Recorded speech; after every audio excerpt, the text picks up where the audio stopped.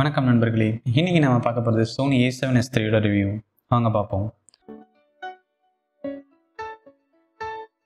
முதல்ல இந்த கேமராவோட பாடி டிசைன் எடுத்துக்கிட்டோம்னா இது அப்படியே Sony A7R IV உடைய பாடி. ஸோ எக்ஸ்டர்னலாக எதுவும் சேஞ்ச் ஆகலை, பட் இன்டர்னலாக நிறைய சேஞ்சஸ் இருக்குது. அதை அடுத்து ஒவ்வொன்றா பார்ப்போம். ஸோ அடுத்து எடுத்துக்கிட்டிங்கன்னா என்னுடைய சென்சார் வந்துட்டு BSI illuminated 12 megapixel full frame sensor. So full ஃப்ரேமில் 12 மெகாபிக்சல் என்னடா இவ்வளோ கம்மியான ரெசல்யூஷன் இருக்குதுன்னு நீங்கள் நினைக்கலாம். பட் இது மெயினாக வீடியோ ஓரியன்ட் கேமரா. ஸோ இது ஃபோட்டோகிராஃபிக்கு இல்லை, வீடியோ ஃபஸ்ட்டாக வச்சு தயார் பண்ண கேமரா. ஸோ வீடியோவுக்கு லைட் சென்சிட்டிவிட்டி ரொம்ப முக்கியம். ஏன்னா ஒரு செகண்டுக்கு நிறைய ஃப்ரேம்ஸ் இருக்கும். ஸோ லைக் 30 ஃப்ரேம்ஸ்லேருந்து 120 ஃப்ரேம்ஸ் வரைக்கும் எடுக்கணுன்ற போது லைட் சென்சிட்டிவிட்டி ரொம்ப முக்கியம். ஸோ அதனால் இந்த ஃபுல் ஃப்ரேம் சென்சரில் 12 மெகாபிக்சல்ஸ் இருக்குது. இது ஒரு சின்ன கம்பேரிசன் கொடுக்கணும்னா, இப்போ ரீசெண்டாக லான்ச் ஆன Canon EOS R5ல் 45 megapixel approximately. So அதுவும் இதே ஃபுல் ஃப்ரேம் சென்சார் தான். இதில் A7S IIIல் இருக்கிறதும் ஃபுல் ஃப்ரேம் சென்சார். ஆனால் இதில் வெறும் 12 மெகாபிக்சல் தான் இருக்குது. ஸோ அப்படின்னா ஒவ்வொரு பிக்சலும் எவ்வளோ பெருசாக இருக்குன்னு நீங்கள் இமேஜின் பண்ணிக்கலாம். ஸோ இதில் பெரிய அட்வான்டேஜ் இதுதான் பார்த்தீங்கன்னா, இந்த பிக்சல் சைஸ் பெருசாக இருக்கிறதுனால நிறைய லைட் அதால் அக்வயர் பண்ண முடியும். ஸோ இது மூலிமா தான் அந்த லைட் சென்சிட்டிவிட்டி அதிகமாக கிடைக்குது. இதில் பார்த்தீங்கன்னா ISO வந்துட்டு 80லேருந்து பேஸ் ISO 80, மேக்ஸிமம் வந்துட்டு 1200 ISO வரைக்கும் போக முடியும். இது வந்து நார்மல் ரேஞ்ச். இதுவே நீங்கள் எக்ஸ்பேண்ட் பண்ணிங்கன்னா பேஸ் ISO 40 வரைக்கும் கீழே போகும். அதுமாதிரி டாப்பில் வந்துட்டு 49,600 ISO வரைக்கும் போக முடியும். ஸோ இது வந்துட்டு ரொம்ப ரொம்ப எக்ஸ்ட்ரீமான லெவல். ஸோ நீங்கள் ஒரு ஃபுல்லாக டார்க்காக இருக்கிற ஜஸ்ட் ஒரு மொபைல் ஸ்க்ரீன் வச்சு கூட நீங்கள் வீடியோ எடுக்க முடியும். ஸோ அந்தளவுக்கு உங்களுக்கு கிளாரிட்டி கிடைக்கும், அந்தளவுக்கு லைட் சென்சிட்டிவிட்டி இருக்கும் இதில். ஸோ அடுத்து பார்த்தீங்கன்னா இதனுடைய ப்ராசஸர் பியாண்ட் XR ப்ராசஸர்னு அறிமுகப்படுத்தியிருக்காங்க இந்த கேமராவில். ஸோ இது வந்துட்டு முன்னே இருந்த பியாண்ட் X ப்ராசஸரோட கிட்டத்தட்ட 8 மடங்கு ஃபாஸ்ட் அண்ட் பவர்ஃபுல்னு சொல்லியிருக்காங்க. ஸோ இதில் என்ன முக்கியமான விஷயம்னு பார்த்தீங்கன்னா, இதில் 2 சிப் இருக்குது. ஆக்சுவலாக நார்மலாக ப்ராசஸரில் சிங்கிள் சிப் தான் இருக்கும், பட் இதில் 2 சிப் இருக்குது. இதில் எப்படி இதை 2 சிப் யூஸ் பண்ணியிருக்காங்கன்னா, ஒரு சிப் வந்துட்டு full and full image and video ப்ராசஸிங்க்கு, இன்னொரு சிப் வந்துட்டு ஃபைல் ஹேண்ட்லிங்க்கு. ஸோ அதாவது ரெக்கார்ட் பண்ணுற டேட்டாவை கார்டில் எழுதுறது, பஃபர்லேருந்து ஹேண்டில் பண்ணுறது எல்லாம் பார்த்துக்கிறதுக்கு ஒரு சிப்பு. இன்னொரு சிப் வந்துட்டு just full and full image processing, video ப்ராசஸிங்காக. ஸோ இது மூலியமாகவே பார்த்தீங்கன்னா உங்களுக்கு ரொம்ப ஸ்பீட் கிடைக்கும். உங்களுக்கு டேட்டா ரீட் பண்ணுறது எல்லாம் பார்த்துக்க ஒரு சிப்பு, இன்னொரு சிப் வெறும் வீடியோ இமேஜ் ப்ராசஸ் பண்ணுறதுக்கு மட்டும். ஸோ இதெல்லாம் பார்த்தீங்கன்னா உங்களுக்கு எக்ஸ்ட்ரீம் ஸ்பீட்ஸ் கொடுக்கும். இந்த எக்ஸ்ட்ரீம் ஸ்பீடை ஹேண்டில் பண்ணுறதுக்காகவே இதில் இருக்க 2 கார்ட் ஸ்லாட்ஸை நீங்கள் பார்க்கணும். ஸோ ரெண்டுமே வந்துட்டு UHS 2 சப்போர்ட் பண்ணக்கூடியது, plus CF Express Type A கார்டும் சப்போர்ட் பண்ணும். ஸோ நீங்கள் ரெண்டுமே போட முடியும், அந்த மாதிரி கொண்டு வந்திருக்காங்க. So CF Express Type A card பார்த்தீங்கன்னா ஜஸ்ட் நம்ம நார்மல் SD கார்டோட கொஞ்சம் சின்னதாக இருக்கும், பட் ஆனால் ரைட் ஸ்பீட்ஸ்லாம் பார்த்தீங்கன்னா எக்கச்சக்கமாக இருக்கும். ஸோ இதில் ரெக்கார்ட் பண்ணக்கூடிய 4K 120p வரைக்கும் இதில் சப்போர்ட் பண்ணுது. ஸோ அவ்வளோ பெரிய ஃபைல்ஸ்லாம் நீங்கள் ரைட் பண்ணணுன்னா உங்களுக்கு கண்டிப்பாக இந்த மாதிரி ஃபாஸ்ட்டான கார்டு தேவை. ஸோ அதை கணக்கில் வச்சு தான் இந்த ஃபாஸ்ட் கார்டு சப்போர்ட் கொடுத்துருக்காங்க. ஸோ இது தான் மிரர்ஸில் இதுதான் ஆக்சுவலாக இந்த CF Type A கார்டை சப்போர்ட் பண்ணியிருக்கிறது. ஸோ இதெல்லாமே நல்லா ஃபுல்லாக திங்க் பண்ணியிருக்காங்க. உண்மையிலே இதை பாராட்ட பண்ண வேண்டிய விஷயம். அடுத்து இதனுடைய வீடியோ கேப்பபிலிட்டிஸ் பார்த்தீங்கன்னா, ஒன்றுமே சொன்ன மாதிரி 4K 120p வரைக்கும் சப்போர்ட் பண்ணும். ஸோ 120pயில் மட்டும் ஒரு சின்ன 1.1x க்ராப் இருக்கும். ஸோ அது மோஸ்ட்லி நோட்டிசபிளாக இருக்காது உங்களுக்கு நீங்கள் பார்க்கும்போது. பட் மற்ற 30p 24p 60p அது வரைக்கும் உங்களுக்கு full frame read out. So full சென்சார்லேருந்து டேட்டா கலெக்ட் பண்ணி இந்த 4K ஃபைலை க்ரியேட் பண்ணும். ஸோ இதனால் உங்களுக்கு ஃபைலோட கிளாரிட்டி, டீட்டெயில்ஸ், கலர் டீட்டெயில்ஸ் எல்லாமே சூப்பராக இருக்கும். உங்களுக்கு அவ்வளோ கிளாரிட்டி கிடைக்கும் இந்த ஃபைல்ஸில். அடுத்து பார்த்தீங்கன்னா 10-bit 422 இன்டர்னல் ரெக்கார்டிங். ஸோ இந்த 10-bit 422 என்னான்னு பார்த்தீங்கன்னா, நார்மலாக நீங்கள் நம்ம வீடியோ ஃபைல்ஸ் எல்லாமே 8-bit இருக்கும். ஸோ ஒரு சில கேமராஸ் இந்த 10-bit சப்போர்ட் பண்ணும். ஸோ 8-bitக்கும் 10-bitக்கும் என்ன டிஃப்ரென்ஸ் பார்த்தீங்கன்னா, 8-bitல வந்துட்டு நார்மலாக இது ஆக்சுவலாக 8-bitங்கிறது ஒரு ஜஸ்ட் ஒரு கம்ப்யூட்டர் டேர்ம். ஸோ 8-bitsல வந்துட்டு 256 ஷேட்ஸ் ஆஃப் கலர்ஸ் ஸ்டோர் பண்ண முடியும். ஸோ அதுவே இந்த 10-bitனா உங்களுக்கு 1024 ஷேட்ஸ் ஸ்டோர் பண்ண முடியும். So wide range of colours அது வந்து சேவ் பண்ண முடியும். ஸோ இது எங்கே யூஸ் ஆகும்னு பார்த்தீங்கன்னா, போஸ்ட் ப்ராசஸிங்கில் ரொம்ப யூஸ் ஆகும். நீங்கள் 8-bitல எடுத்துகிட்டு நான் ரொம்ப கலர்ஸை புஷ் பண்ணிங்கன்னா உங்களுக்கு பேண்டிங் ஃபார்ம் ஆகும். ஸோ அதாவது ஒரு கலர்லேருந்து ஒரு கலர் ட்ரான்ஸ்ஃபர் ஆகும்போது அப்படியே ஒரு பேட்சாக தெரியும். ஸோ அதுதான் பேண்டிங் சொல்லுவாங்க. ஆனால் இந்த மாதிரி 10 பிட் டேட்டாவில் அது ரொம்ப சீக்கிரத்தில் வராது. உங்களுக்கு நல்லா போஸ்ட் ப்ரொடக்ஷனில் நீங்கள் ரொம்ப எக்ஸ்பேண்ட் பண்ணிக்க முடியும் கலர்ஸை. அடுத்து 422 இது என்னென்னு பார்த்தீங்கன்னா குரோமா சப் சாம்பிளிங் சொல்லுவாங்க. அதாவது இது ஆக்சுவலாக இன்னும் டீட்டெயிலான டாபிக். நான் சுருக்கமாக சொல்லணும்னா, ஸோ நிறைய கலர் இன்ஃபர்மேஷனை பிக்சல்லேருந்து கலெக்ட் பண்ண முடியும். உங்களுக்கு ஒரு பிக்சலில் லைட் வேல்யூவும் கலெக்ட் ஆகும், கலர் வேல்யூவும் கலெக்ட் ஆகும். ஸோ இந்த 422ல் கலர் வேல்யூவும் நிறையா கலெக்ட் ஆகும். நார்மலாக 420னா கலர் வேல்யூஸ் கொஞ்சம் கம்மியாக இருக்கும். ஸோ இந்த 422ல் கலர் வேல்யூஸ் கூட கொஞ்சம் ரெக்கார்ட் ஆகும். ஸோ அதுதான் சிம்பிளாக சொல்லணும்னா, இது டீட்டெயிலாக இன்னொரு வீடியோ நான் போடுறேன். ஸோ இந்த மாதிரி 10 பிட் 422 கொடுக்கறதுனால உங்களுக்கு போஸ்ட் ப்ரொடக்ஷனுக்கு ரொம்ப யூஸ் ஆகும். ஸோ இண்டிவிஜுவல் ஃபில்ம் மேக்கர்ஸ்லாம் பார்த்தீங்கன்னா உங்களுக்கு நிறைய பேண்ட்வித் கிடைக்கும் போஸ்ட் ப்ரொடக்ஷனில் ஒர்க் பண்ணுறதுக்கு. நார்மலாக சில விஷயங்களை கேமராலே அச்சீவ் பண்ணுறது கஷ்டம். ஸோ அப்படி இருக்கும்போது அவங்க ரெக்கார்ட் பண்ணிவிட்டு அப்புறமா போஸ்ட் ப்ரொடக்ஷனில் அவங்க நிறையா எடிட்டிங்லாம் இதில் பண்ண முடியும். எடிட்டிங்கில் நல்லா புஷ் பண்ணலாம், கலர்ஸ் ரேஞ்சஸ் எல்லாமே, டோனல் ரேஞ்சஸ்லாம்.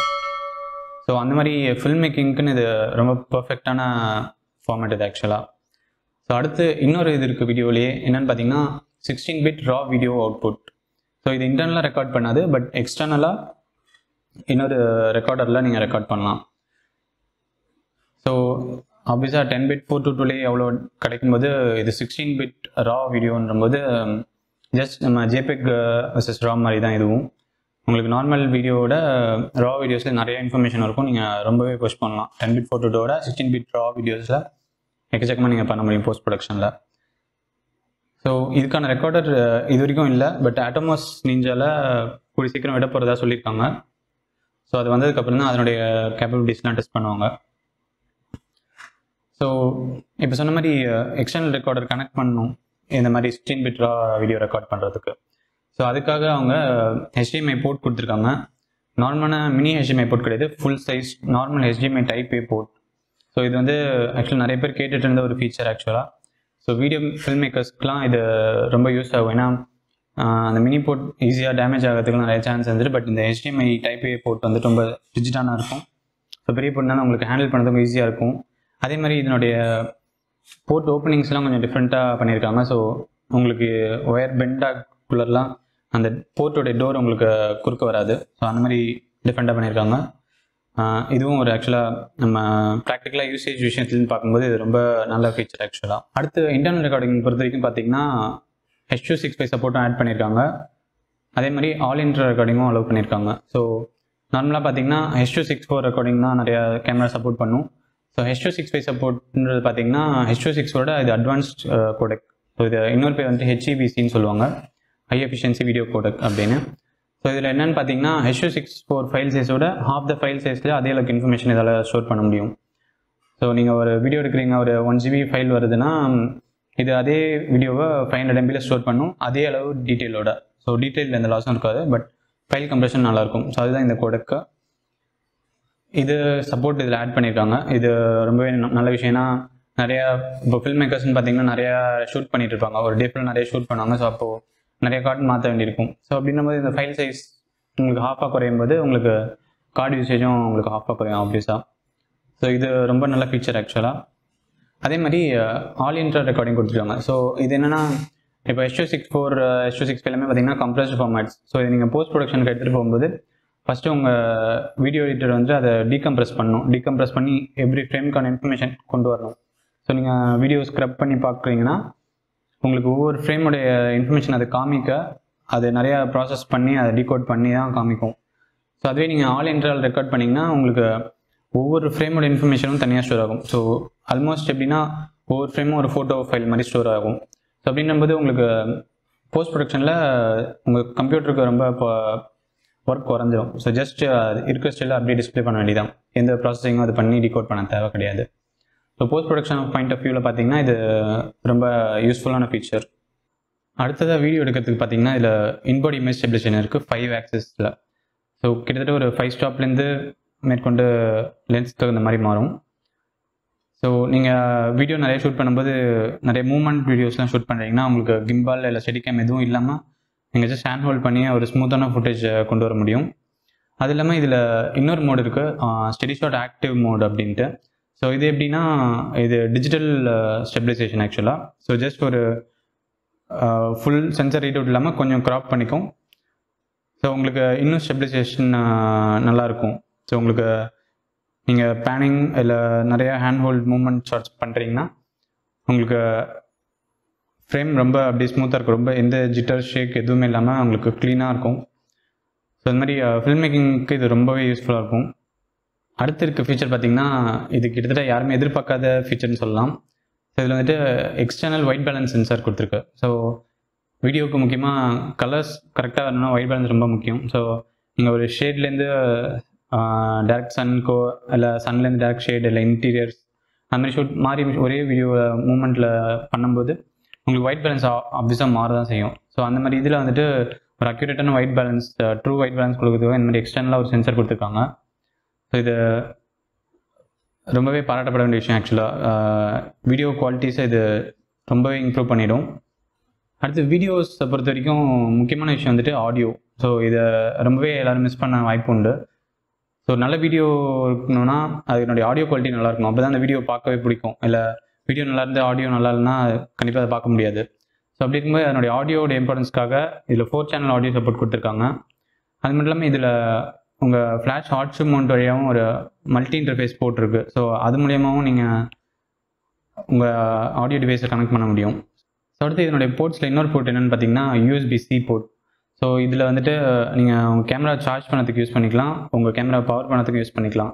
ஸோ நீங்கள் ஷூட் பண்ணிட்டு இருக்கக்குள்ள அதுக்கான கம்பேட்டபிள் பவர் பேங்க் இருந்துச்சுன்னா அதை நீங்கள் டேரெக்டாக USB-C போர்ட்டில் கனெக்ட் பண்ணிட்டீங்கன்னா உங்கள் பேட்டரி சார்ஜ் இருக்காமல் டேரெக்டாக அதுலேருந்து பவர் பண்ணிக்கும். ஸோ உங்கள் பேட்டரி சார்ஜ் கம்மியாவது நீங்கள் அந்த பவர் பேங்க்லேருந்து பவர் ட்ரா பண்ணிக்கும். அது ஸோ நீங்கள் லாங் ஹவர்ஸ் ஷூட் பண்ணுறீங்க அவுட் சைடில் அப்படின்னா உங்களுக்கு இது ரொம்ப யூஸ்ஃபுல்லாக இருக்கும். ஸோ இப்போ ரொம்ப முக்கியமான விஷயத்துக்கு வருவோம், ஓவர் ஹீட்டிங்.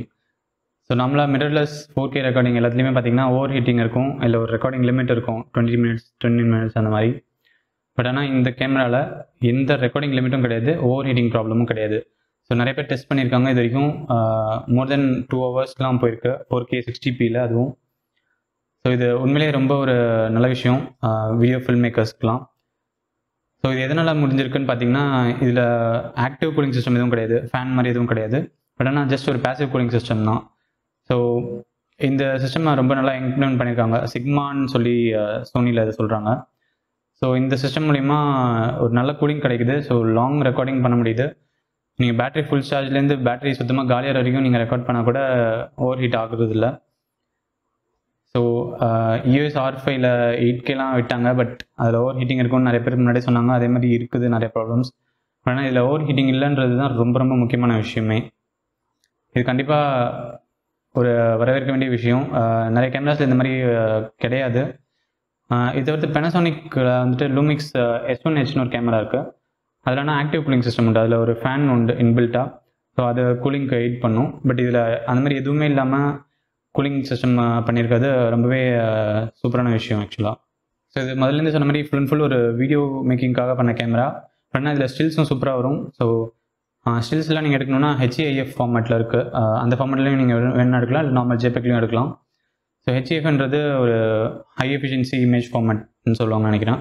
ஸோ இது வந்து நல்ல கம்ப்ரஸ்டு டேட்டா கொடுக்கும். 10 பிட்லேயும் நீங்கள் எடுக்கலாம். 10 பிட் HLG மோடில் நீங்கள் ஷூட் பண்ணிங்கன்னா உங்களுக்கு நிறைய கலர்ஸ் கிடைக்கும். அது மாதிரி HDR எனேபிள் டிவி இருந்துச்சுன்னா நீங்கள் அதனுடைய ஃபுல் ரேஞ்ச் ஆஃப் டோன்ஸ்லாம் பார்க்க முடியும். சூப்பர் கிளாரிட்டி கிடைக்கும் உங்களுக்கு. ஸோ அதை தவிர்த்து பார்த்தீங்கன்னா fully articulating LCD screen, 9.4 million TVF. So TVF நீங்கள் பார்க்கும்போது அப்படியே அவ்வளோ ரியலிஸ்டிக்காகவே இருக்கும். உங்களுக்கு ஒரு ஏதோ ஸ்க்ரீனில் பார்க்குற மாதிரி இருக்காது, ஒரு ஆப்டிக்கல் வியூ ஃபைண்டர் மாதிரி கிடைக்கும்.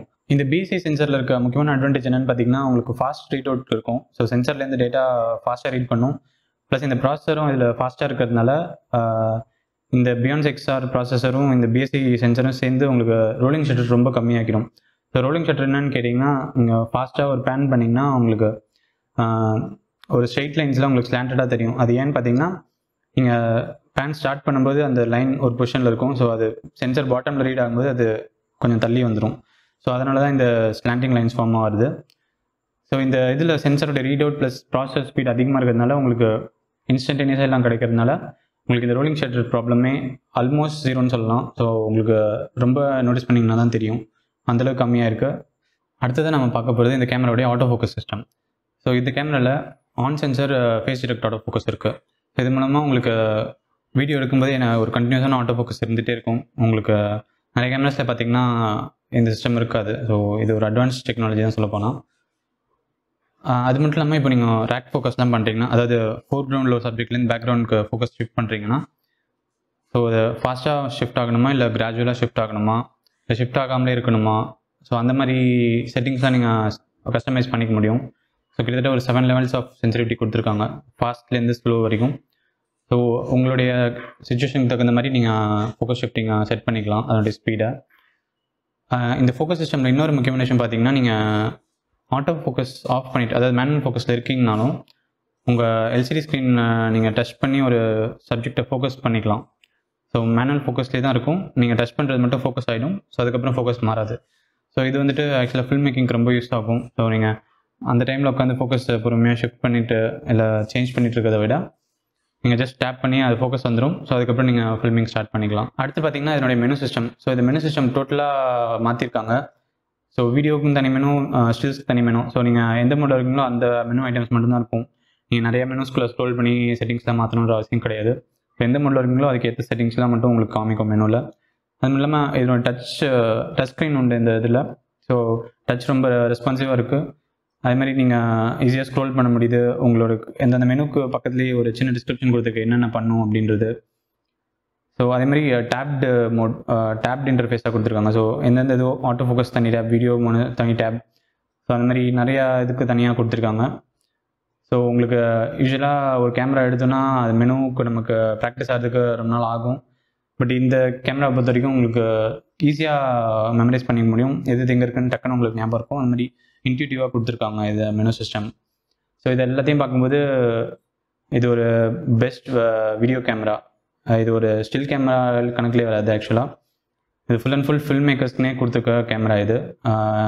ஆல் இன் ஆல் இது வந்து சோனிலேருந்து ஒரு சூப்பர் ப்ராடக்ட். ஸோ இந்த கேமரா பார்த்தீங்கன்னா உங்களோட வியூஸ்லாம் கமெண்ட்ஸில் போடுங்க. உங்களுக்கு எது பிடிச்சிருக்கு, உங்களுக்கு எது பிடிக்கல, உங்களுக்கு எது இருந்தால் நல்லாயிருக்கும் அப்படின்னு நீங்கள் எதாவது சஜஷன் வச்சுருந்தீங்கன்னா இந்த கமெண்ட்ஸில் போடுங்க. நம்ம மறுபடியும் இன்னொரு வீடியோவில் சந்திப்போம். நன்றி, வணக்கம். மறக்காமல் இந்த வீடியோ லைக் பண்ணுங்கள், உங்கள் ஃப்ரெண்ட்ஸ்க்கு ஷேர் பண்ணுங்கள், என் சேனலுக்கும் சப்ஸ்கிரைப் பண்ணிவிடுங்க. பாய்.